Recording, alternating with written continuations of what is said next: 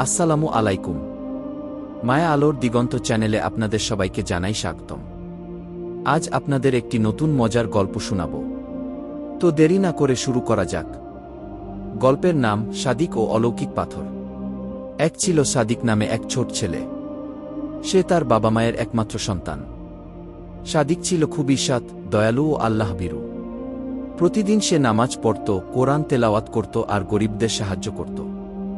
সাদিকের পরিবার ছিল গরিব, কিন্তু তারা কখনো হতাশ হতো না।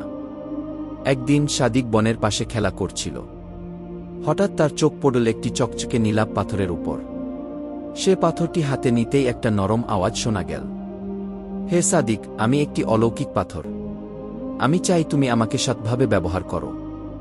কেউ তোমার কাছ থেকে সাহায্য চাইলে তাদের দান করো, তাহলেই আমি তোমার পাশে থাকব। কি সাদিক প্রথমে ভয় পেলেও বুঝল এটি আল্লাহর তরফ থেকে এক পরীক্ষা।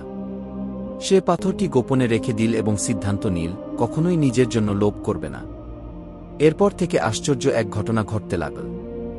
যেই দিন সে গরিব কাউকে দান করত, তার ঘরে সেদিন অল্পতেই অনেক কিছু হয়ে যেত। যেমন একদিন সে একটি গরিব বৃদ্ধাকে খাবার দিল, রাতে দেখে তার ঘরে খাবারে ঠাঁই নেই।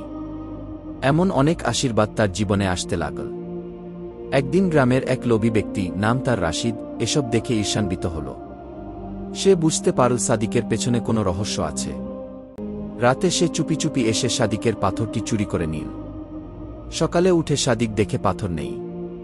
সে খুব কাঁদতে লাগল, কিন্তু তখনও সে আল্লাহর উপর ভরসা রাখল এবং বলল, হে আল্লাহ, আপনি যে নেয়া, আপনিই তো ফেরত দেওয়ার মালিক।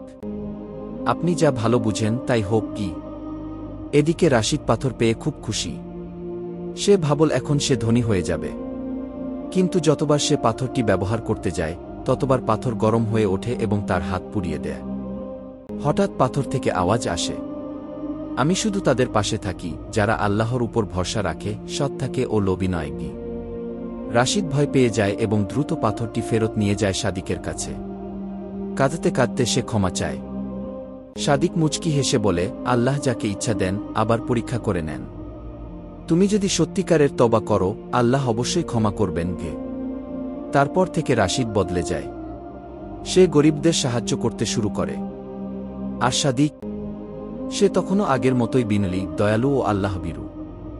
গল্পের শিক্ষা: লোভ করলে কেউই সফল হয় না। ধৈর্য ও সততার প্রতিদান আল্লাহ অবশ্যই দেন। আল্লাহর রহমত তাদের জন্য যারা বিশ্বাস করে ও অন্যের উপকার করে। যদি গল্পটি ভালো লেগে থাকে, অনুগ্রহ করে লাইক দিন, সাবস্ক্রাইব করুন এবং আপনার মতামত শেয়ার করুন। আপনার একটি মন্তব্য আমাদের জন্য অনেক মূল্যবান। ভবিষ্যতে যদি আপনি কোনো গল্প শুনতে চান, জানাতে ভুলবেন না। আসসালামু আলাইকুম ওয়া রাহমাতুল্লাহ।